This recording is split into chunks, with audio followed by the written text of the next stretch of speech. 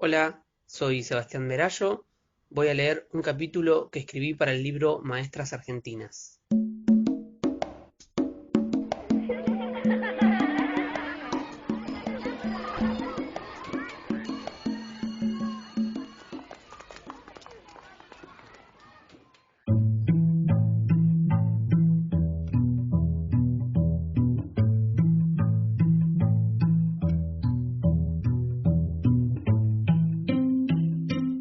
Docentes de la Escuela Profesional Rosalía de Castro de Rosario. Educar en tiempos del antifascismo.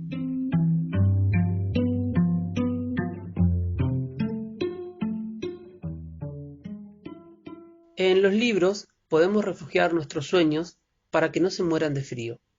Fragmento de la película La lengua de las mariposas del año 1999. Introducción.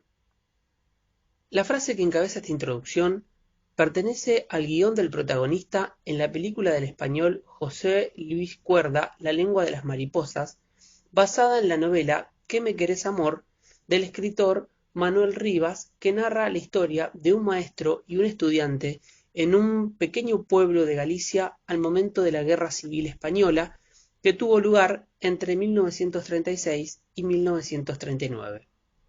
No es casual que el nombre de la escuela en dicho film sea el de Rosalía de Castro, porque en los años de la guerra el peso del capital simbólico de los valores republicanos se traslada al campo educativo y cultural, cobrando una inusitada centralidad la disputa por el sentido de la educación. El nombre de la escuela es en sí mismo un indicio de cuál es la perspectiva educativa en ese marco, por ejemplo, la defensa laica de la cultura en el contexto del antifascismo. A su manera, la Escuela Profesional Rosalía de Castro en la ciudad de Rosario se inserta en ese campo de disputa y lleva a cabo una experiencia educativa sostenida por mujeres con la comunidad española de esta ciudad. En este marco nos proponemos un acercamiento exploratorio a una experiencia educacional inspirada en el desarrollo de una dinámica en oficios diversos que podemos inscribir en la órbita de las iniciativas pedagógicas no dependientes del ámbito estatal. Nos vamos a aproximar a una escuela que, por diferentes motivos, no se encuentra contenida bajo el sistema educativo formal y funcionaba por fuera del mismo. La Escuela Profesional Rosalía de Castro, sección del Centro Español de Unión Republicana de Rosario, se inicia en julio de 1939 y durante 2 décadas fue sede de una vasta cantidad de estudiantes jóvenes. A lo largo del texto, intentaremos indagar en qué perspectiva se inscribe esta escuela, cuál es su organización interna y si existen motivos que nos permitan vincularla al movimiento educativo de las escuelas nuevas. Hasta aquí diremos que la Escuela Rosalía de Castro se afirma como un modo de salvaguardar la identidad republicana española en Argentina, y para ello recurre a un tipo de didáctica a través de los oficios con el fin de fortalecer los valores de esa cultura. El esfuerzo es poder ubicar dicha iniciativa escolar en la historia, es decir, pensarla en el contexto en tanto praxis educativa que pone en juego valores intrínsecos al ideal republicano como el laicismo, la recuperación del arte, la defensa de la cultura, la educación mixta, entre otros, dando batalla en el campo cultural, lo que nos anima a interrogarnos si ello expresa o no un sujeto estudiante distinto.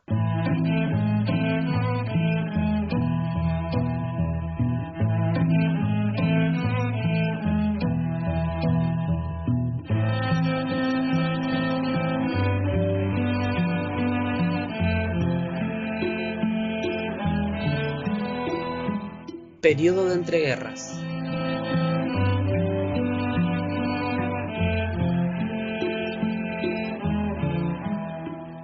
Para el mundo occidental, el periodo de entreguerras, que fue de 1918 a 1939, significó en el campo educativo el desarrollo de una serie de experiencias que, desde finales del siglo XIX, tenían en común la puesta en cuestión de las formas tradicionales de enseñanza, a la vez que se caracterizaban por la implementación de nuevas y diversas dinámicas educativas.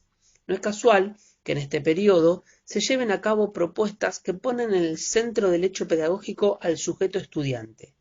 En esta región, las tareas de las hermanas Cossettini a través de la Escuela Serena fueron, desde 1935, un paradigma para pensar las escuelas nuevas, pero a la par existieron otras experiencias. El sentido cuestionador de la educación se entronca, a nuestro entender, con un proceso de grandes cambios políticos, sociales y culturales en el mundo. A medida que la revolución en Rusia se consolida, en muchas partes de Europa la salida de la guerra y la respuesta a la crisis internacional del capitalismo en 1929 son los nacionalismos autoritarios. En medio de esta vorágine de violencia en espiral, España vive, en los años 30, un hecho histórico trascendental. Las elecciones comunales de 1931 trajeron como corolario la instauración de la Segunda República. Un proceso de corto alcance, pero con transformaciones muy profundas en el ámbito cultural y educativo. La instalación de un Estado laico que garantizaba determinadas leyes liberales fue muy importante para la vida política. Con el impacto de la Guerra Civil Española, el antifascismo se tornaba un movimiento social amplio que toma como eje principal la defensa de la cultura frente a la amenaza de lo que se considera la barbarie nazifascista. La larga década de los años 30 en Argentina supone un contexto de políticas conservadoras y un régimen basado en el autoritarismo y el fraude. La intensidad de un mundo que se resuelve bajo una guerra civil europea que enfrenta paradigmas en pugna entraba a la política criolla.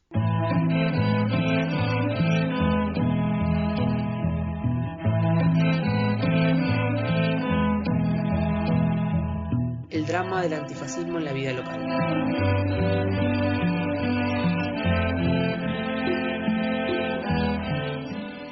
El antifascismo local de los años 30, en tanto apelación discursiva, se constituye como un movimiento social amplio y heterogéneo que se sustancia en la solidaridad con la República Española y que posteriormente se proyecta a través de entidades como la Junta de la Victoria, Acción Argentina y el apoyo a los aliados durante la Segunda Guerra Mundial. Según Andrés Viso, esta apelación retórica funciona como herramienta discursiva capaz de movilizar a diversos sectores de la población y de congregar a distintos núcleos de dirigentes partidarios y cívicos bajo su manto. Para el caso del republicanismo español, dicha apelación se complementa con la defensa a la democracia y una explícita referencia al antifranquismo, crítica que además se ampliaba a los regímenes totalitarios en los que se incluye la Unión Soviética y a la neutralidad de las potencias occidentales. En Nueva España, por ejemplo, se afirma lo siguiente: la historia dirá a esos señores al servicio del extranjero que ellos no pudieron vencer a un pueblo desarmado derrotándolo por el hambre, al cual tan eficazmente cooperaron dos naciones que todavía se dicen democráticas, Francia e Inglaterra. Al terminar la guerra, el embajador de la República Española en Argentina, Ángel Osorio y Gallardo, escribía para Nueva España las siguientes palabras que nos ayudan a esclarecer la visión del republicanismo español. Republicanos somos y seguiremos, republicano será nuestro pensamiento, demócratas, liberales, parlamentarios, constitucionales de 1931. En amistad franca con socialistas, comunistas, sindicalistas y anarquistas, aunque sin confundir ni un momento nuestra ideología con las suyas. Pensamos cosas absolutamente distintas y estamos accidentalmente unidos para combatir al enemigo común que es el fascismo. Nuestra posición es la misma de Inglaterra al buscar la unión con Rusia frente a los pueblos totalitarios. Cautela, prudencia, serenidad y buenos modos han de ser nuestras armas, quitarnos la leyenda de rojos y mantener una respetuosa adhesión al legítimo gobierno argentino. Al estallar la guerra en julio de 1936, dicho centro republicano deviene en un factor que aglutina una heterogénea cantidad de actores políticos para llevar a cabo la ayuda solidaria con el bando republicano. Una ayuda que se plantea en diversos planos, pero que tiene como eje principal la solidaridad expresada a través de redes que le van dando forma y contenido al movimiento antifascista. Además del centro republicano, Podemos nombrar algunas entidades como la Agrupación de Intelectuales, Artistas, Periodistas y Escritores, AIAPE, ligada al Partido Comunista, la Junta Pro Socorro y Reconstrucción de España y toda una red de entidades y agrupaciones que emergen en este momento histórico. La primera institución que se crea inmediatamente en agosto de 1936 desde el Centro Republicano se denomina Amigos de la República Española. A partir de allí se gestionan diversas campañas de ayuda a la República. La más recordada en la amplia bibliografía es la campaña por el racionamiento del miliciano. La guerra posee un carácter totalizante y se expresa en diversos órdenes, entre ellos el plano educativo y cultural. Una extensa literatura al respecto nos dice que el fenómeno del antifascismo es un hecho cultural e intelectual frente a la barbarie nazifascista. Bajo esta consideración es que se irá esbozando dicho movimiento social. Si tomamos en cuenta la proliferación de políticas conservadoras en Argentina y un Estado, tanto nacional como provincial, que se definen por la neutralidad ante la guerra europea, la acción solidaria y cooperativa de los espacios de la sociedad civil toman un determinante protagonismo político dado que las reales condiciones de una democracia asfixiada por el fraude no permitían la participación en términos electorales. Aunque vale aclarar que también existieron muchos sectores en franco apoyo al bando nacionalista. Tanto la sección local de la Falange Española tradicionalista como sectores de la Iglesia Católica dieron su manifiesto apoyo. Además de Amigos de la República Española, otra institución con la que batallaba el Centro Republicano era el Ateneo Luis Bello, que realizaba diversas acciones vinculadas a la defensa de la cultura y en particular a la propaganda antifascista. En homenaje a un republicano de gran importancia para el sistema educativo que diseña la República. Los ateneos republicanos en distintas ciudades argentinas fueron constituyendo un tipo de cultura republicana. En ellos, la cuestión cultural era una forma de salvaguardar esa identidad, además de ser un lugar privilegiado como espacio de sociabilidad. Durante la contienda, desde el Centro Español de Unión Republicana, funcionaba el Comité de Ayuda Pro Huérfanos Españoles, entidad sostenida por mujeres destinada a la ayuda de los niños y niñas de la guerra. Otro sector clave fue la participación del centro en la Junta Argentina Médica de Asistencia Sanitaria a España Republicana. Esta junta tuvo como principal objetivo el envío de ambulancias a España. A su vez, el Centro Republicano tenía vínculos con el Centro Republicano de Buenos Aires, entre otros centros regionales de Rosario y con una amplia gama de personalidades que desde un punto de vista político y solidario se vuelcan a la ayuda con la República. En esos años, el Centro Español de Unión Republicana edita un órgano de prensa para el público en general y sobre todo para informar a sus socios, el ya citado Nueva España. En los años posteriores a la guerra, todos los centros republicanos cumplieron con las tareas de ayudar a los exiliados, a la vez que se fortalecieron como espacios para la propaganda republicana desde una apelación antifranquista, sumando a ello el trabajo propositivo de defender los valores de la cultura republicana. Es por eso que al pensar esta lógica de apelación discursiva del antifascismo, coincidimos con Viso en que más allá del apelativo anti, el antifascismo, y en nuestro caso el antifranquismo republicano, fue conformando una identidad positiva que en su imprecisión conceptual y en su composición heterogénea será el elemento aglutinador y unificador de un discurso con el que dar batalla en el campo de las ideas. Durante el periodo de entreguerras y en particular los años 30, Dora Barrancos propone pensar la participación política y social de las mujeres en un interregno que duró hasta mediados de la década de 1940, y si bien representó una cierta declinación de las demandas femeninas, lo fue en función de una dominante preocupación debido, dice Dora Barrancos, a la atmósfera autoritaria y sus repercusiones locales. El mayor empeño militante estuvo destinado a socorrer a las víctimas de la Guerra Civil Española, a desplegar medidas solidarias con los refugiados y a proveer auxilios a quienes eran perseguidos por el nazifascismo. Si bien a partir de 1939 el exilio español se transforma en un tipo de exilio republicano y antifranquista, desde hacía tiempo, opina Dora Schwarzein, La presencia prolongada de republicanos españoles había dado como resultado el surgimiento de una comunidad con características bien definidas que fueron percibidas tanto por sus miembros como por múltiples sectores de la sociedad argentina.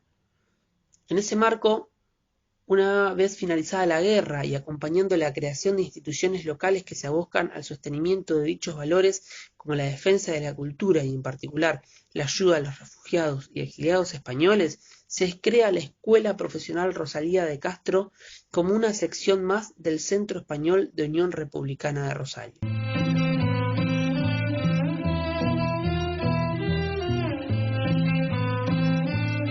La escuela.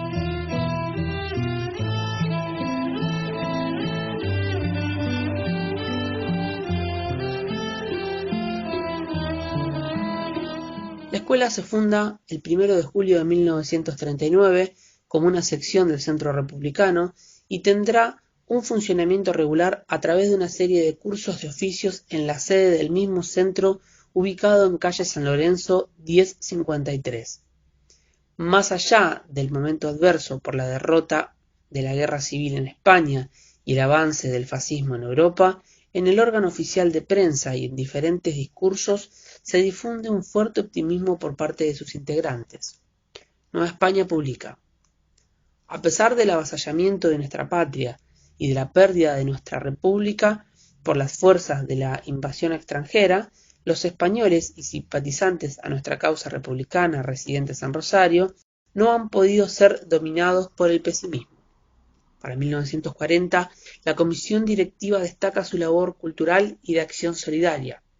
Ven necesario ampliar y profundizar este tipo de actividades, lo que conlleva una serie de reformas en la sede.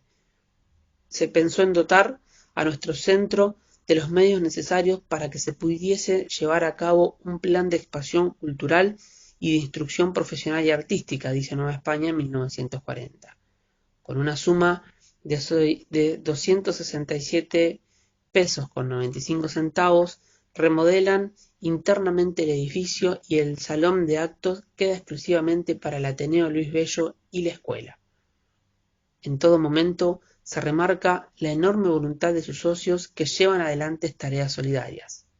En 1939, el diario La Capital informaba: esta entidad, que realizará hoy a las 18 un festival danzante en los salones del Centro Catalán, calle Entre Ríos 761, a beneficio de la Escuela Profesional Rosalía de Castro.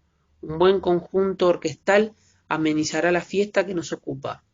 Varias noticias de este tipo aparecerían en la prensa local y también republicana, en donde se convoca a la participación y colaboración. Dicha voluntad desinteresada se reflejaba en el personal directivo de la escuela. A un año de su inauguración, la comisión directiva del Centro Republicano hacía un especial agradecimiento para estas damas, expresión de bondad e inteligencia que tan desinteresadamente cumplen los dictados republicanos de cultura e instrucción, nuestro reconocimiento y sincero aplauso. Este reconocimiento es un saludo por el sostenimiento gratuito que hace la docencia.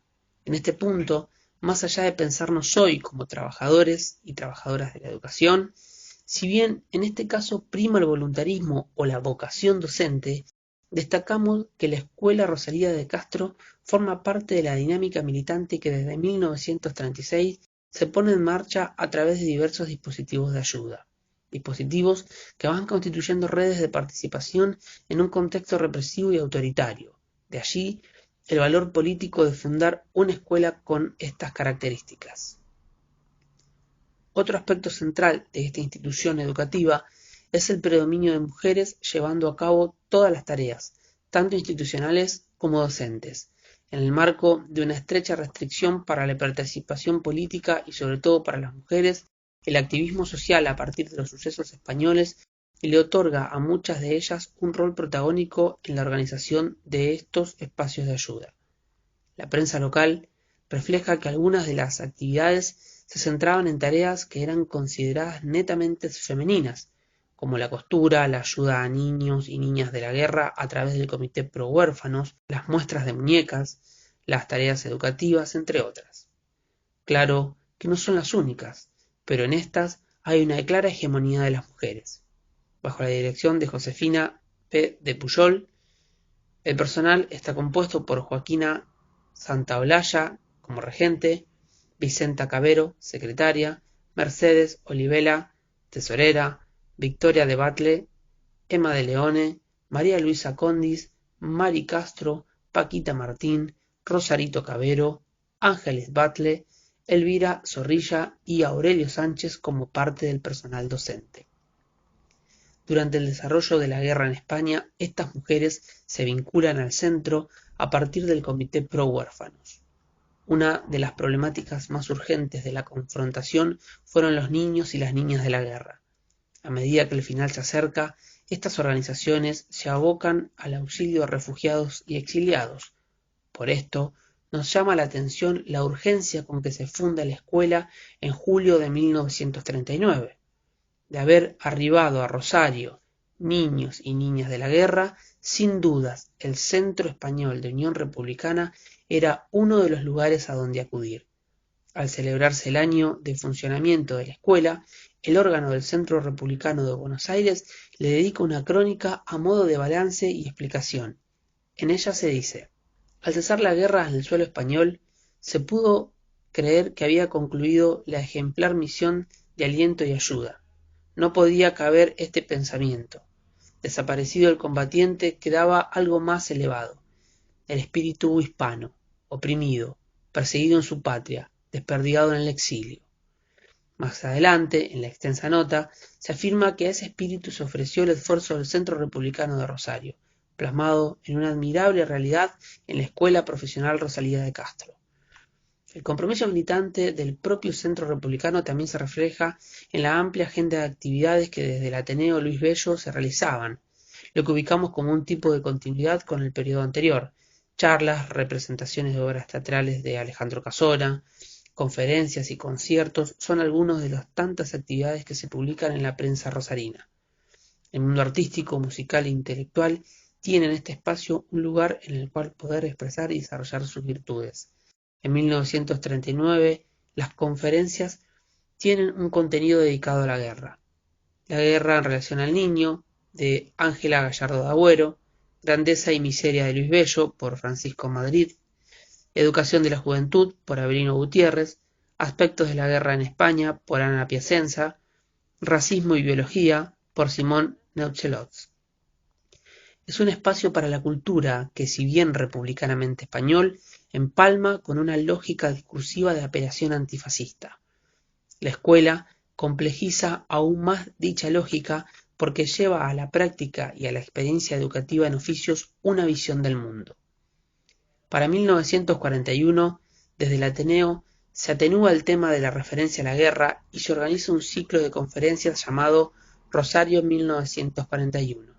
Rosario Pedagógico, por Vicente Echeverri; 5 años de actividad literaria en Rosario a través de sus autores y libros, por Félix Molina Tellez; La literatura femenina en Rosario, por Aurora Bagú, entre otras. En cuanto al cursado, se mantiene la regularidad de cualquier calendario escolar. A la misma asisten, según la prensa republicana de estos primeros años, entre 180 y 300 estudiantes. España Republicana informa. Con el alborozo renovado de todos los años en estas fechas, el centro recobra inusitada actividad con motivo de los trámites previos que trae aparejado la reapertura de la escuela, en cuyas aulas concurren más de 200 alumnos de ambos sexos que reciben instrucción en diversas materias que abarcan las bellas artes hasta las profesiones inherentes a la mujer, como confección de vestidos y sombreros, bordados, etc. La organización de los cursos proyecta sobre el estudiantado determinados roles de géneros preestablecidos social y culturalmente. Dentro de sus cualidades, además del aspecto laico, también remarcamos la modalidad mixta en algunas propuestas. Los primeros cursos fueron bordado a mano y lencería, corte y confección, declamación, dactilografía, correspondencia comercial, taquigrafía, inglés, esperanto, encuadernación, flores, dibujo y pintura, manualidades, sombreros, tejidos, tallado, piano, guitarra, teoría y solfeo. Para el cierre anual de 1941, la directora Josefina de Pujol da un extenso discurso a partir del cual podemos interpretar el sentido de esta escuela. La tarea que se ha impuesto la Escuela Profesional Rosalía de Castro es noble y es humilde. De los resultados obtenidos no somos nosotros los indicados para juzgar. Si no hemos conseguido todo lo que nuestro entusiasmo y nuestro amor por esta obra anhelaban, sírvanos de consuelo al menos saber que nos guía un noble propósito al que hemos servido con lo mejor que en nosotros llevamos. Sírvanos de consuelo el haber luchado sencilla y modestamente, pero con firme voluntad de triunfo por la causa de la cultura. Al finalizar cada año se hacían exposiciones en el Centro Español de Unión Republicana de los diferentes cursos, mostrando cada docente con sus estudiantes las tareas realizadas durante ese año. En agosto de 1941 se conmemora el segundo año de la escuela y además de las demostraciones musicales, las profesoras de música deciden hacerle un himno a la escuela. La actividad del centro se irá complejizando cada vez más, hasta impulsar una biblioteca propia encabezada por el secretario general del Ateneo, Laudelino Ruiz. Para la década de 1960, baja la intensidad de estos primeros años, pero encontramos actividades similares del Centro Español de Unión Republicana con el nombre de Peña Cultural Gallega Rosalía de Castro.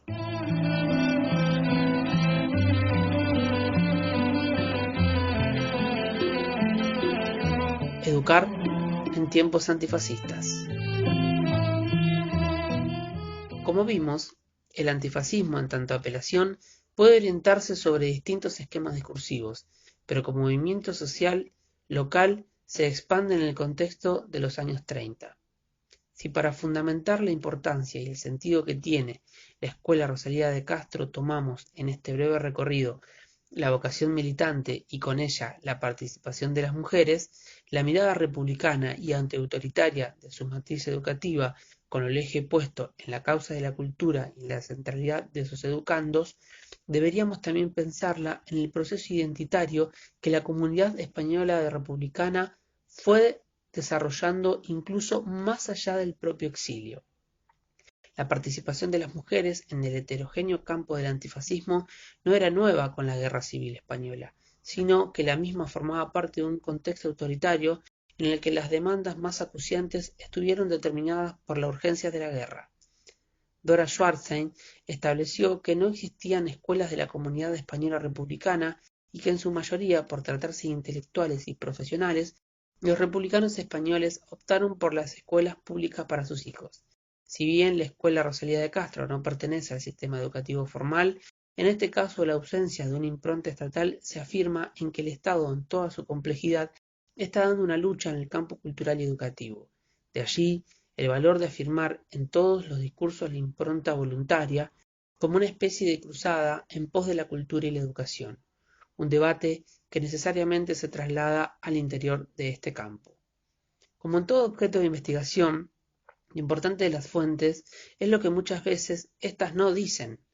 En este sentido, teniendo en cuenta el escenario, es que hablamos de una institución por fuera del magma estatal y, sumado a ello, que los exiliados republicanos para ingresar al país lo hacen en su mayoría de manera clandestina o, en el mejor de los casos, como turistas de primera clase, debido a que fueron considerados como un tipo de inmigración indeseable oficialmente.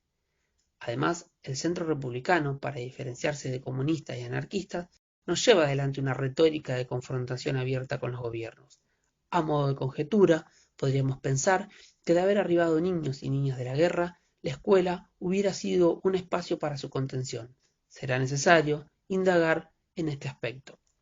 Lo cierto es que la escuela formó parte de un dispositivo para dar batalla en el campo cultural desde los valores republicanos bajo una operación antifranquista en tiempos del antifascismo. Respecto del tipo de sujeto estudiante, si bien carecemos de fuentes, podemos apreciar algunas características como el trabajo mixto en el aula, la profundización en el campo de las artes, los idiomas y los oficios.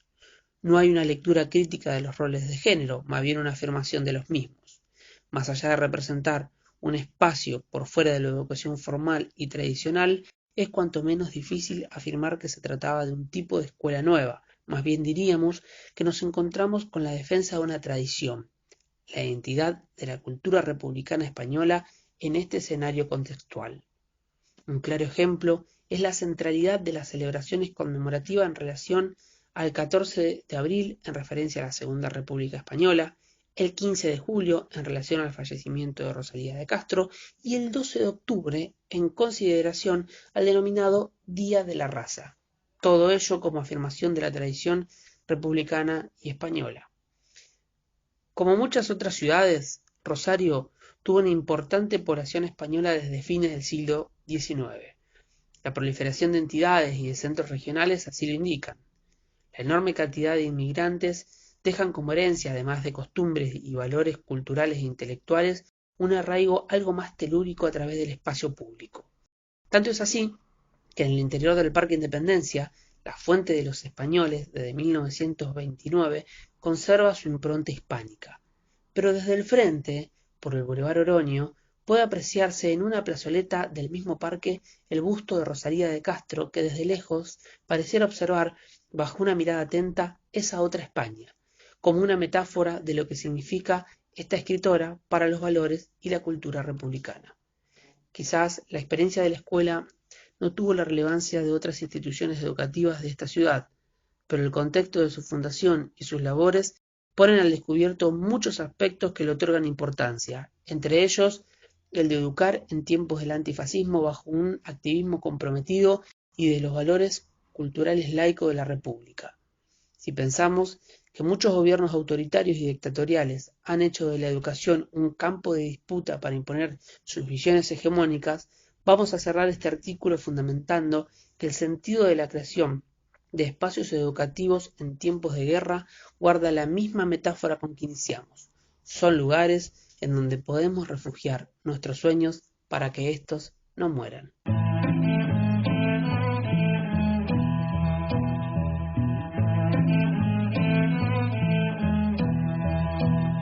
Soy Sebastián Nicolás Merallo, profesor de Historia de la Universidad Nacional de Rosario, docente en varias instituciones educativas de esta ciudad, docente adscrito a la Cátedra de Historia Argentina 3 de la Universidad Nacional de Rosario, maestrando en la Maestría de Estudios Latinoamericana y el Caribe de la UNR y publicado distintos artículos en diferentes producciones académicas.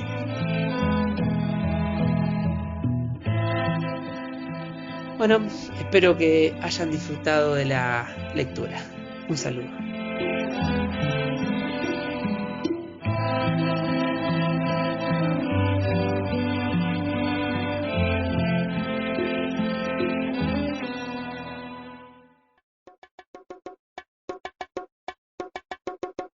Maestras Argentinas, entre mandatos y transgresiones, reúne en un centenar de capítulos las trayectorias de maestras de todo el territorio nacional y de todas las épocas. El ámbito educativo pone en tensión los mandatos establecidos y las motivaciones propias de cada educadora, lo que confiere un particular dinamismo y riqueza a estas historias de vida. Algunas maestras fueron obedientes reproductoras del mandato estatal, otras eligieron rumbos críticos, problematizaron la tarea docente, abrevaron en teorías renovadoras, bregaron por la inclusión, desarrollaron experiencias de educación no formal, cargaron sobre sus espaldas las escuelas rurales, eligieron alfabetizar en villas y en contextos de encierro, o fueron pioneras en la educación para personas con discapacidad. Muchas rechazaron el modelo patriarcal que las limitaba al hogar y el aula, ocupando nuevos espacios en el periodismo, la literatura, el arte, la universidad, el parlamento y otros. Están presentes también las maestras que lucharon por la educación pública, común, laica y gratuita, y aquellas que, asumiendo su condición de trabajadoras, impulsaron la organización sindical. Asimismo, las que soñaron con una sociedad más justa y se transformaron en militantes socialistas, anarquistas, comunistas, peronistas o radicales, así como en feministas, ecologistas y defensoras de los derechos humanos. Ya en el siglo XXI llegan por primera vez a las aulas maestras de los pueblos originarios y disidencias sexuales. Todas estas historias van tejiendo la trama de una historia desde abajo de la educación en nuestro país. Maestras Argentinas es un proyecto colectivo. A las más de 80 autoras y autores de los diferentes capítulos se suman numerosos intérpretes que a través de la narración oral hacen posible este audiolibro. Eduardo Mancini y Mariana Caballero fueron los compiladores y la edición es una producción conjunta del Centro Cultural La Toma, la Asociación Civil Inconsciente Colectivo y la Cooperativa de Pensamiento Margarito Tereré. Este material es de difusión libre.